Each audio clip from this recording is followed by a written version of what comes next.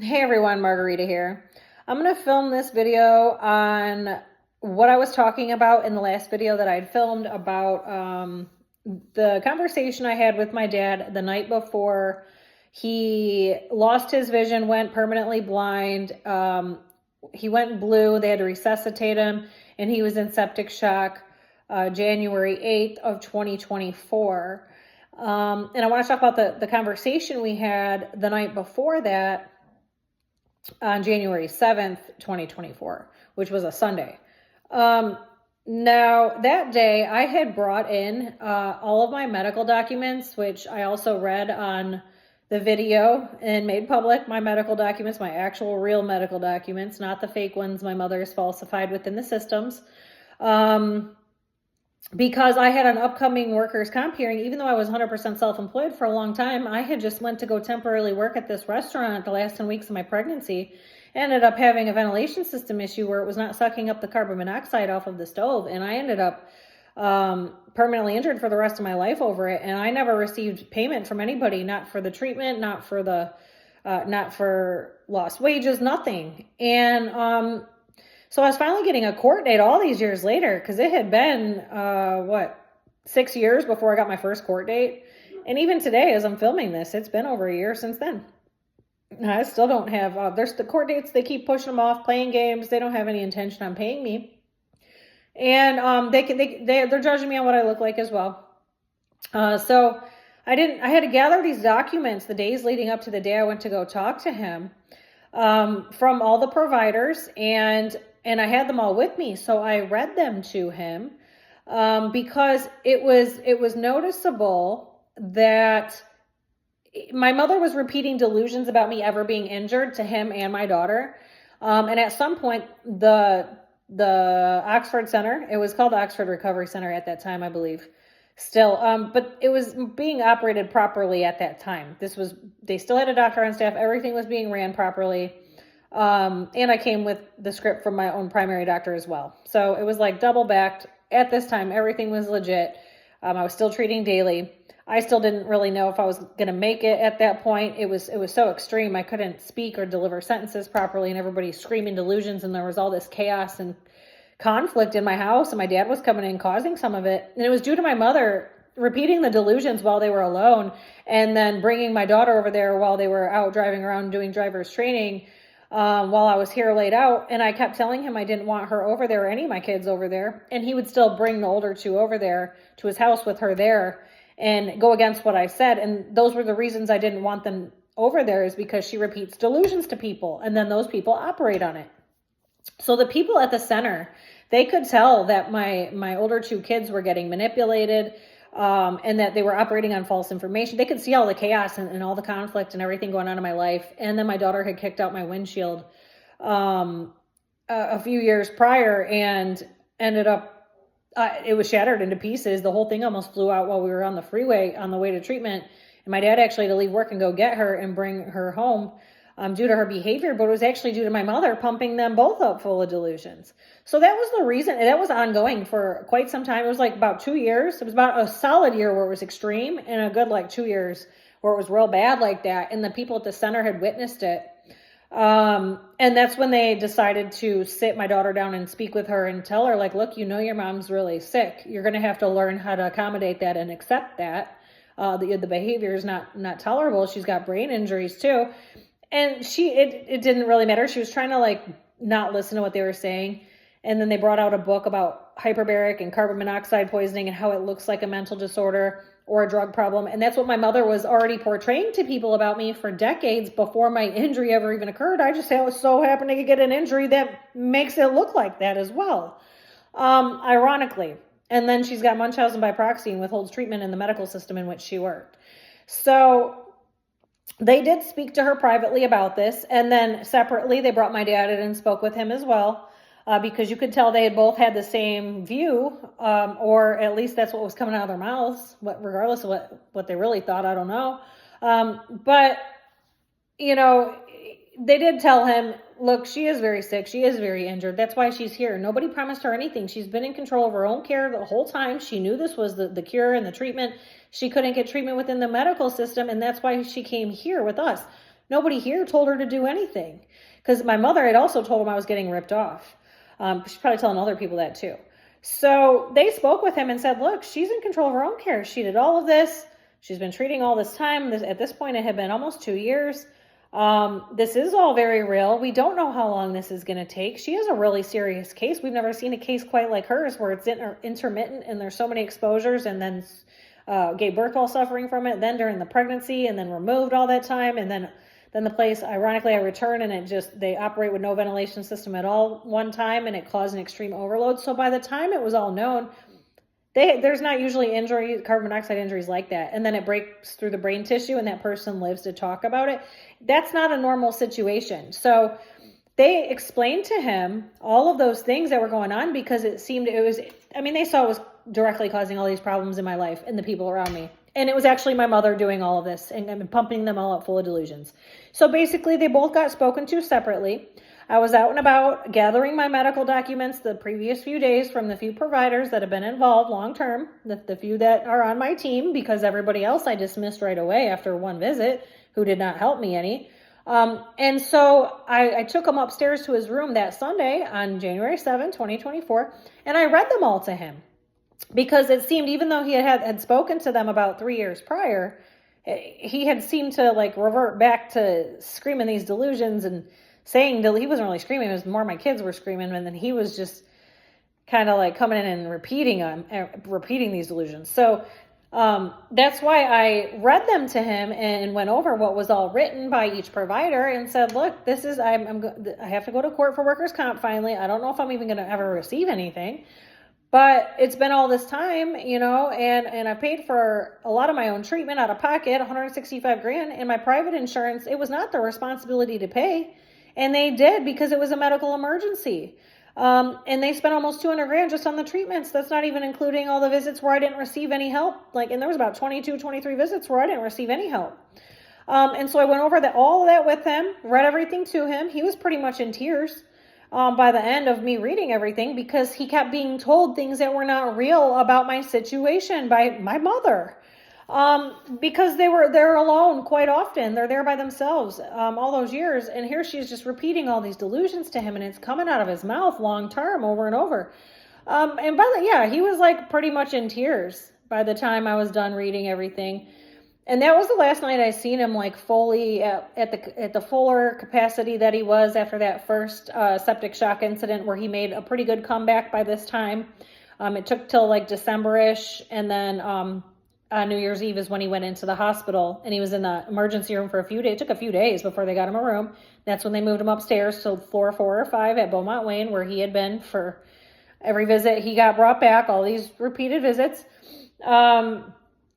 So, he was pretty much in tears. And that was the last time I seen him at that type of capacity, because then the incident happened the next day. So I'll talk about that in a second. But, when he came in New Year's Eve, I believe I left the hospital at 11 p.m.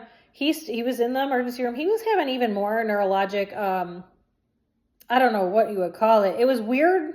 It wasn't, that usually happened with every type of visit like this, except for this was even more weird. He was having extreme headaches. He was neurologically more off. It was different than the other times that I had seen before.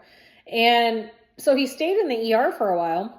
And then once he got more under control, that's when they moved him upstairs. So, and then after that, so shortly after he got upstairs and got a room and a doctor, I'd also called, like my mother does, but I don't have malicious intent. I'm only speaking the truth when I do this. I called in advance and let the doctor know that this has been going on all year since his injury. And since he's been at Specialty, he usually comes over here to Beaumont Wayne, because this is the hospital nearby there. And that she's been poisoning food since I was a small child, that I caught her doing it when I was a young child and confronted her. And that's when she started telling people lies and delusions about me, spinning a false narrative about me.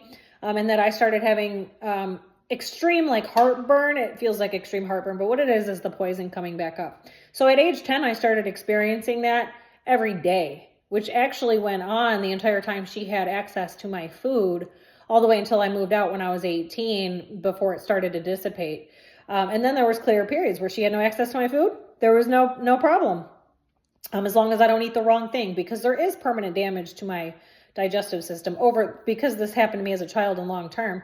That's what I had told his doctor. And then I said, in the past year, this is what happens to him. He gets urinary tract infections, which leads to blood in the urine. He has neurologic issues, and then sometimes his lips turn blue. He'll be shaking. He has a variety of symptoms, usually the same set of symptoms every time. Then he has phlegm in his lungs, leading to pneumonia. And what it is sepsis is settling in, and if it's caught in time, then he doesn't go into septic shock, and they're able to reverse it with antibiotics.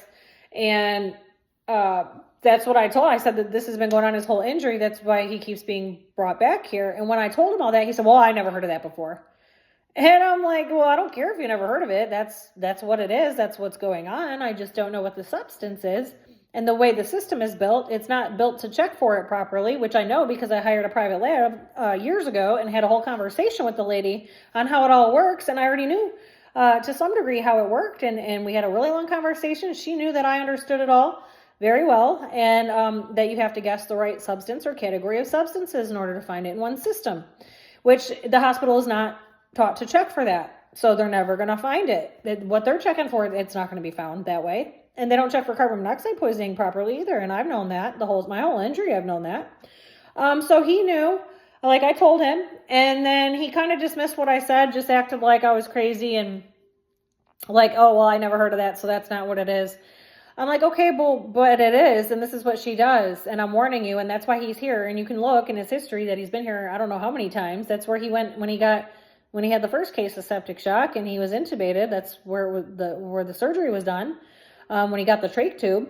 So, and all those other repeated visits. So it's not like you can't see. And then I told him he had the history of UTIs way prior to his injury ongoing for all these decades, because she'd been doing this long term at his primary doctor's office. I didn't know the name of the doctor offhand, but I said that's where, he had all these visits.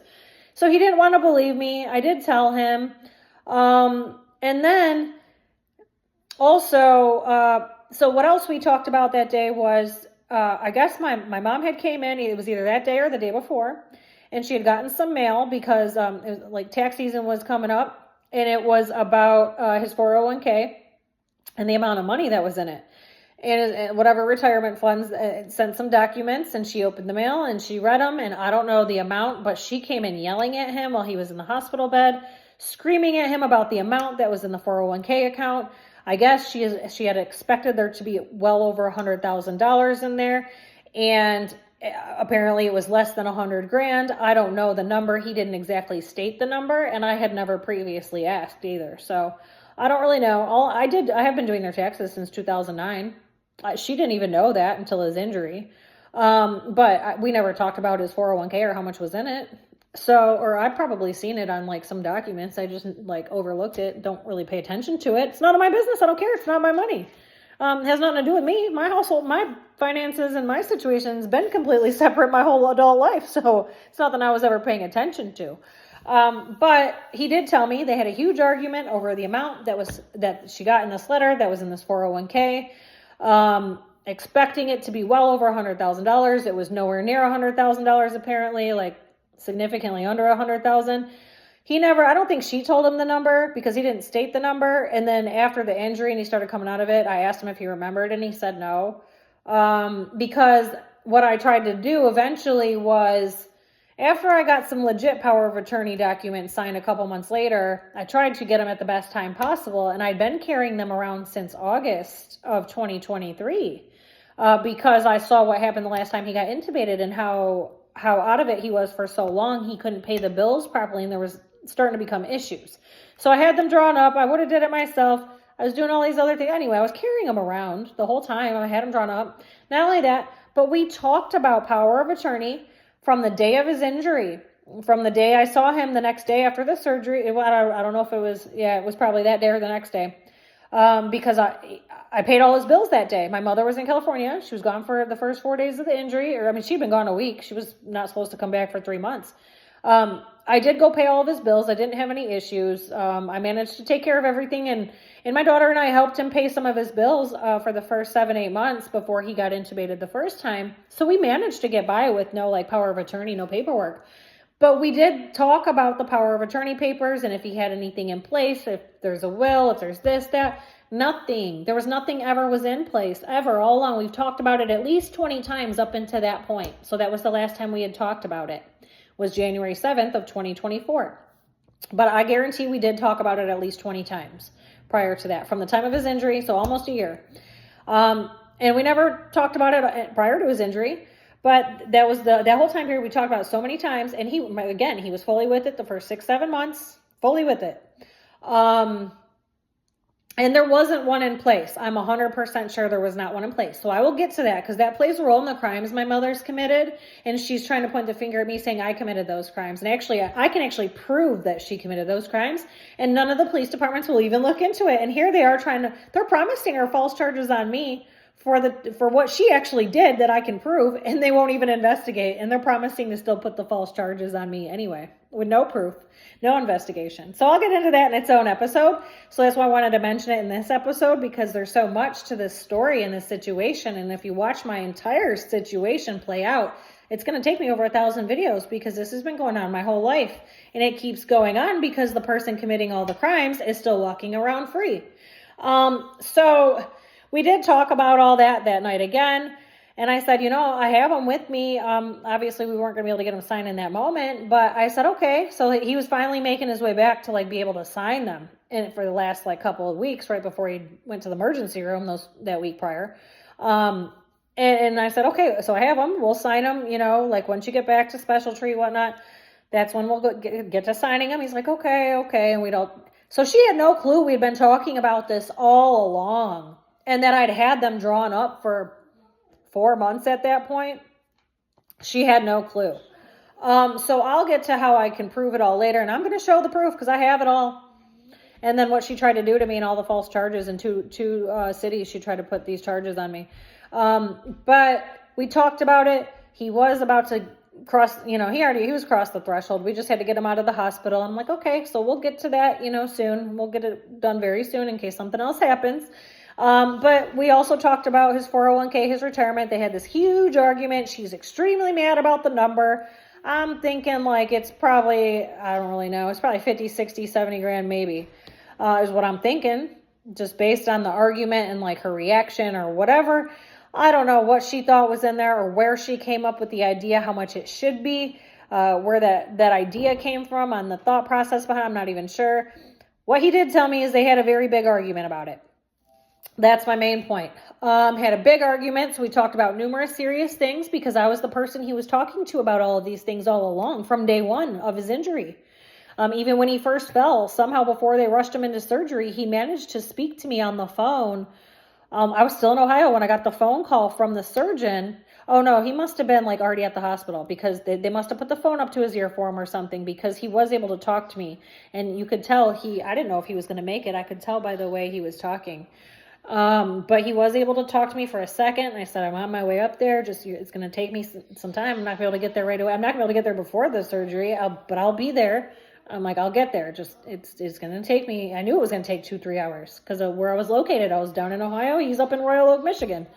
And then I had to make a stop on the way. I had to pack some stuff. I didn't know. I knew it was a significant fall by talking to the surgeon, that I needed to bring numerous sets of clothes for my younger son and I, and all the school stuff.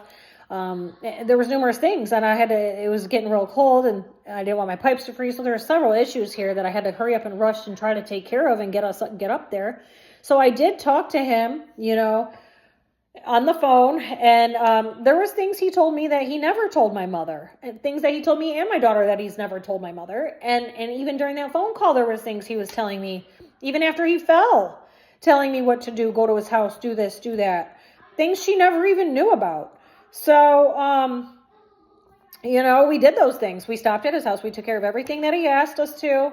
I did end up paying all his bills that next day. I waited until he was out of surgery, and then that next day, and then I paid his bills and stuff. So we were able to manage paying everything. He was not talking to her about joining us. He was okay to do it himself. Sometimes from his phone, he could, she would just deposit the check and he would do it from his phone. The majority of the time he was fine to do it, or if he couldn't see real good, or if there was an issue, we would help him transfer this or that. So there was no issue up until that first intubation period in the beginning of August of 2023. So now here we are again, right before this happens again, and we had been talking about it all along, and I said, okay, so now I've got these papers with me after I've read my medical documents, and now he's understanding everything I've really been through. This is real, none of it's fake. And then we're talking about all his finances and the power of attorney that we've had all along, that I've been carrying around for months at this point, and that and she had no clue that we'd talked about all that. And then here he told me about the argument that they'd had. And I told him they were talking about taking out the trach tube also. That was the other thing we talked about. And I told him it was not a good idea.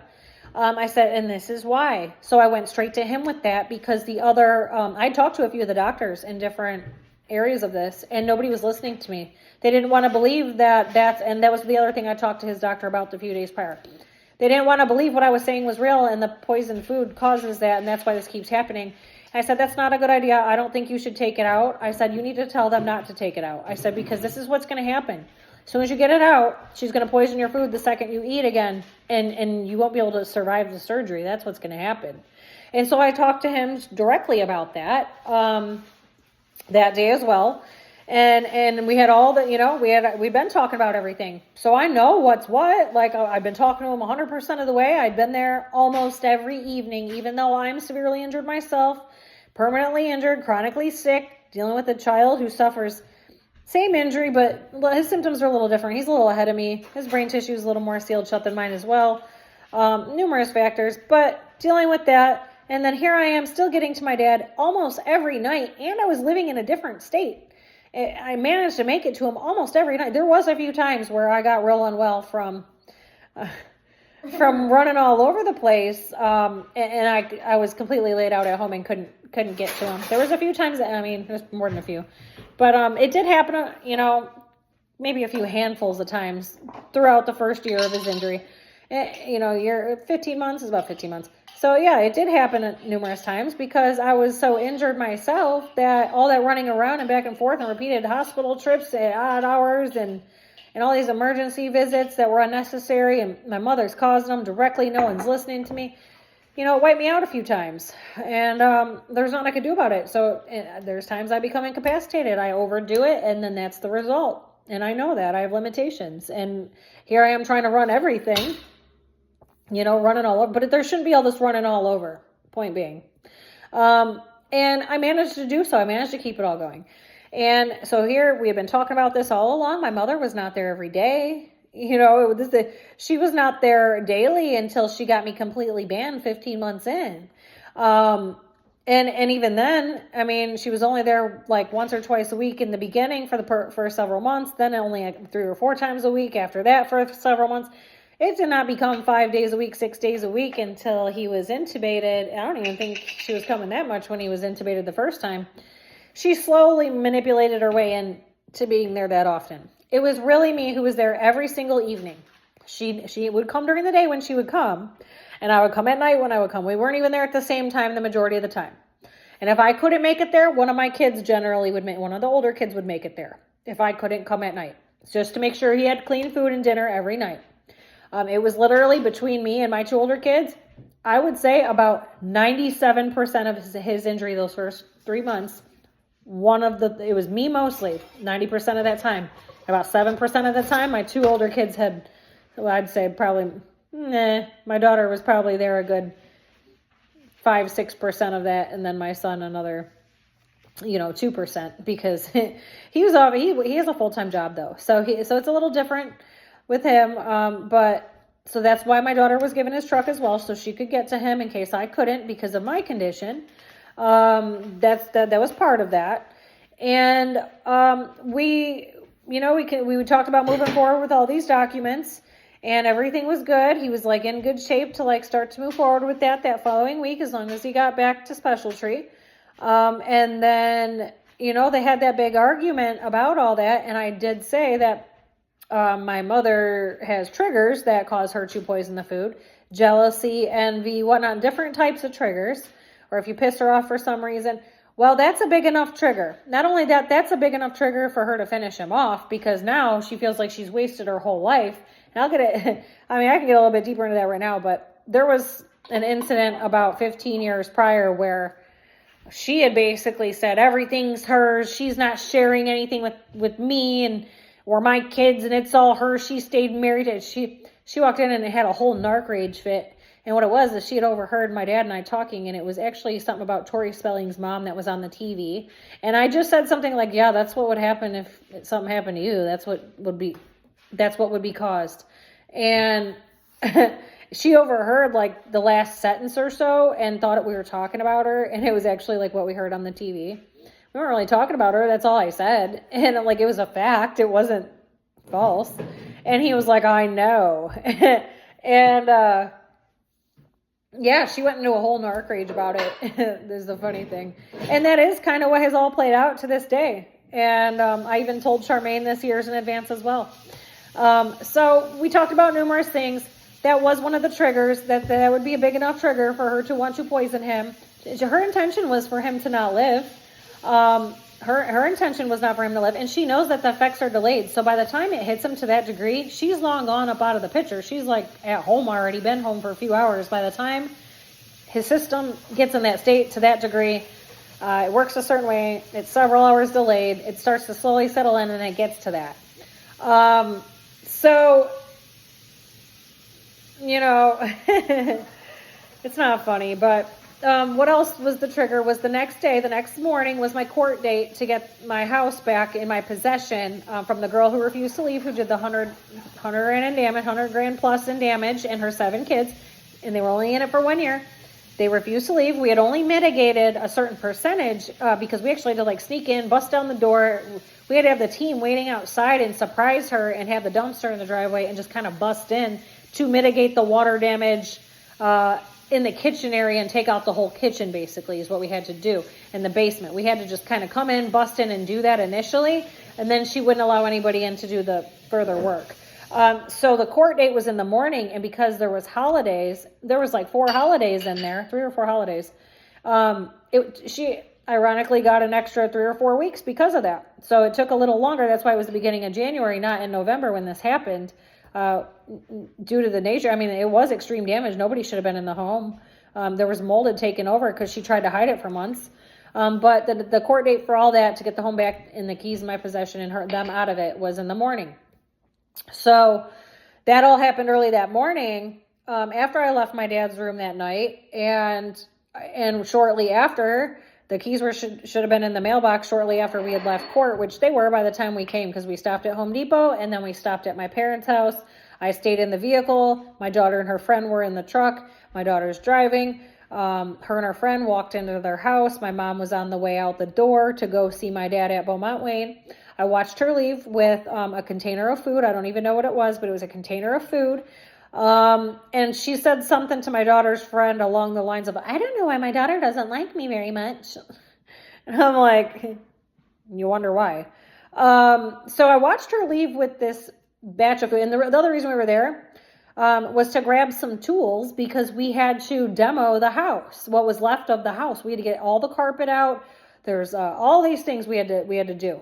We had to demo everything else up out of the house. We had to take up the flooring, the carpet, everything. And so we did that. Ended up being a whole team of people showed up here, a whole bunch of people. And,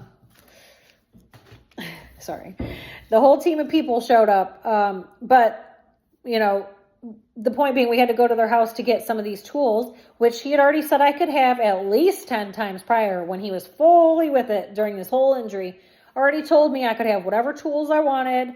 My mother doesn't even know how to use a screwdriver, let alone any of the tools that he has. Mind you, I'd help him work on all my houses and other houses when I was really young. I'd go with him and help him. So I'm not clueless. I know how to do some things. And I did do a lot of this work myself that has gone on in the house. And you can view the video where I do the tour of the main floor. I did a lot of that stuff myself.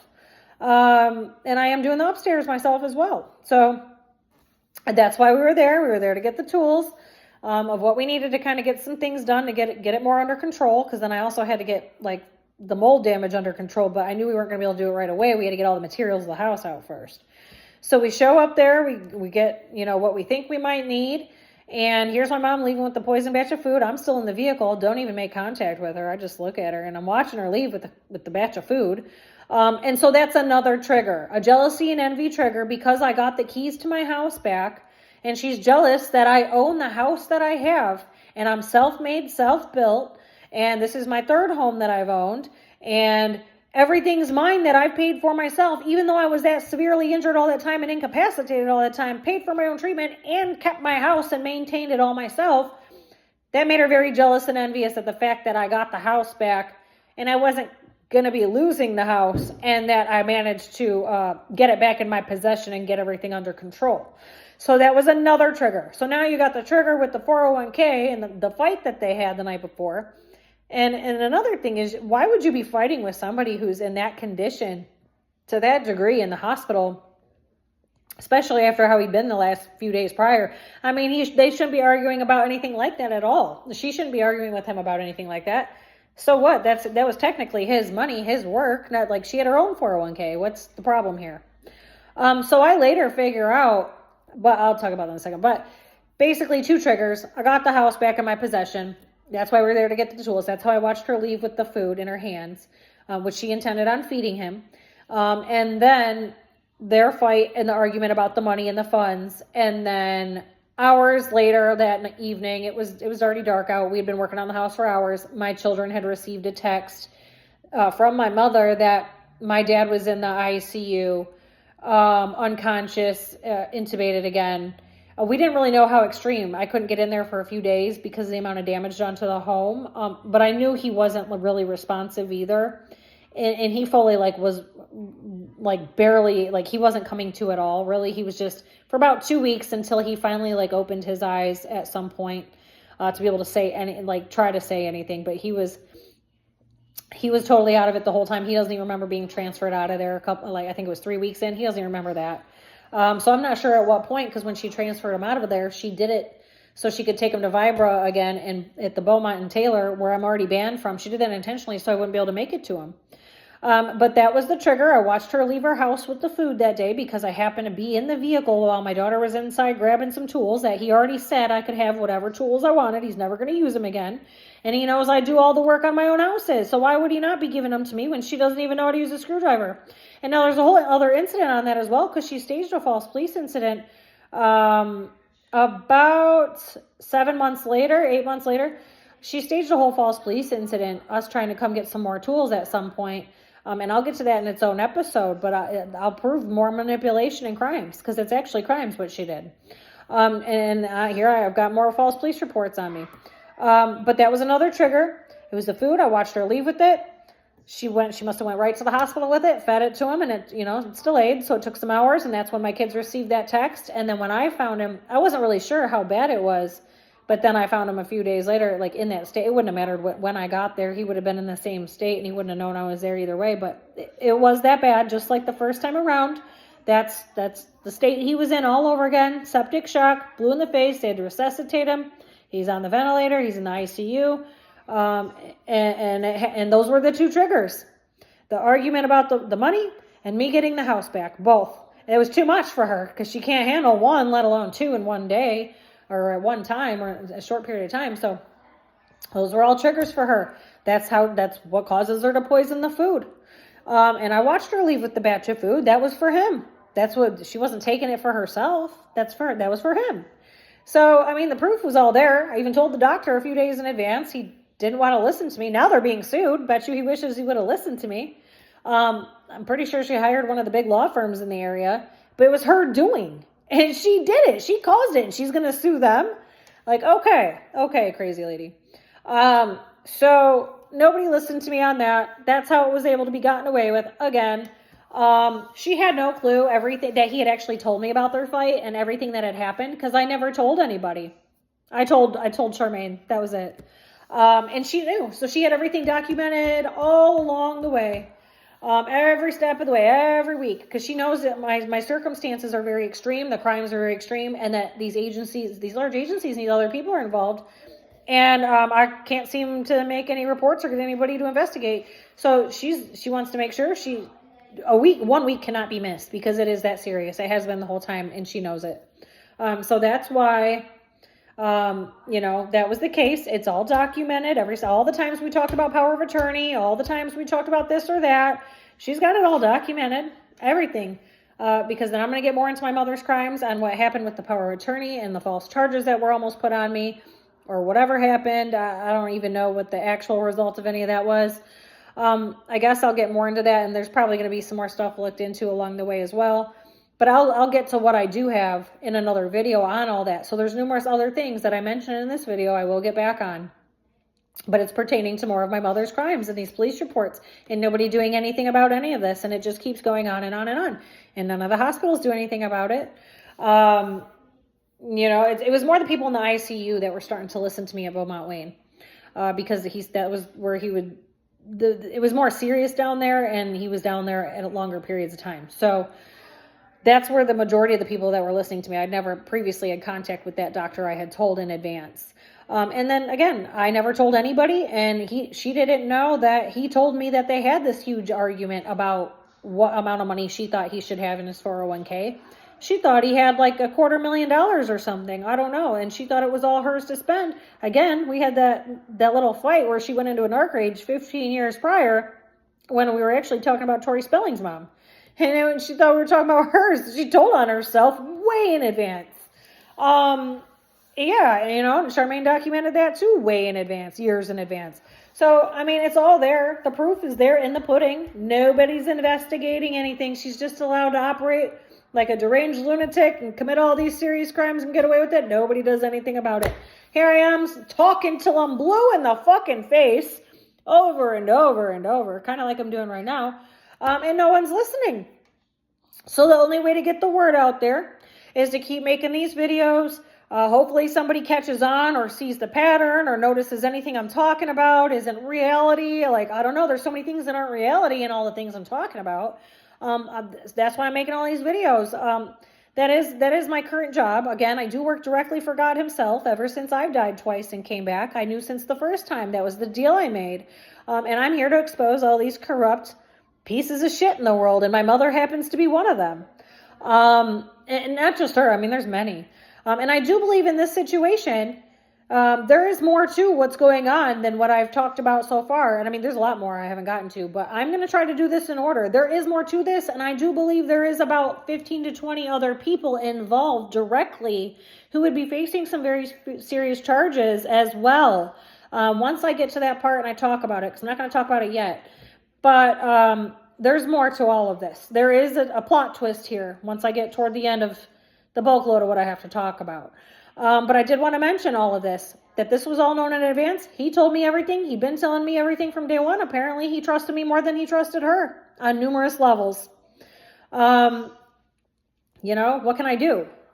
Like, their household is completely separate than mine, and I tried to get him out of the situation years prior. I tried telling him, there's nothing I can do about it. He was an adult making his own decisions. There's nothing I could do. But yeah, that's what it's led to in the current day. And I'm going to post, you know, some more of these police reports and how they were manipulated as well. So I think the next one I'm going to post the Royal Oak one, and then I'll get to the Romulus one. Or there's a couple in Romulus. So I'll get to all of those, and I'll be back with more of those. Thanks. Bye.